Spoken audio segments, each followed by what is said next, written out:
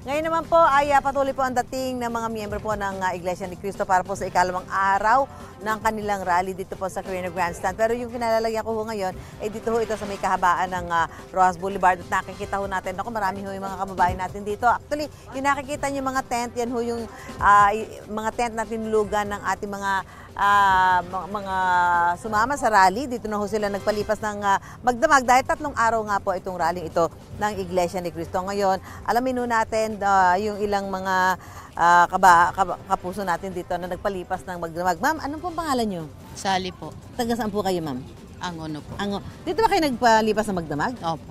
Kahapon sumama na kayo? Opo. So, Umaga. ano ang plano nyo ngayong araw? Nandito pa rin. Sasama pa rin kayo? Opo. Hanggang Martes po yan ang hapon. So, yung hanggang Martes ay tatapusin nyo? Opo. May kasama kayo?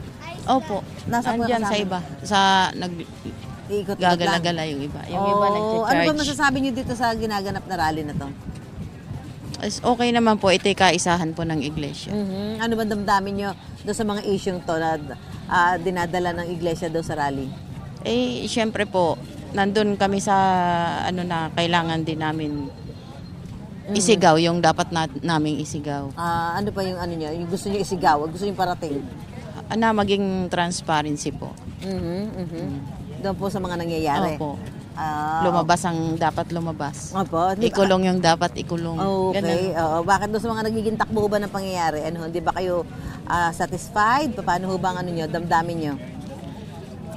Siyempre po, bilang mamamayan, hindi kami sang-ayon doon sa ano na talamak na yung nakawan tapos hindi pa kami, kumbaga, wala kaming gagawin. Siyempre, mamamayan din po kami. Opo. Na kailangan din isigaw kung anong dapat sa bayan. Okay. Okay, yan. So, maraming salamat, Ma'am Sally. At Sige ako, po. so, okay naman yung magdamag nyo. Di ba kayo inulan? Pag umuulan po, siyempre, ligpit, tatayo lang kami, ganun. Okay. Ayan, oo. Maraming salamat po. At Sige. kanina nga po ay kausap natin si PNP Chief Nartates. At sabi nga ho niya, kahapon po ay umabot sa 650 million yung bilang ng pumunta dito sa Quirino Grandstand. At inaasahan nila na baka po ngayong araw nito ay madagdagan pa yung bilang. Kaya nagkaroon din ho sila ng adjustment do sa mga ipinapatupad na patakaran para ho sa mga dadalo sa rally ngayong araw nito. Dahil ito po 3 araw, so yung 650,000 po yung dumalo kahapon. 650,000, umabot po ng 650,000. At sabi nga po ni PNP Chief Nartates, ngayong araw nito baka daw po madagdagan yung bilang ng mga sasama. Kaya nagkakaroon ho ng mga konting revision doon sa pinapatupad nila mga patakaran.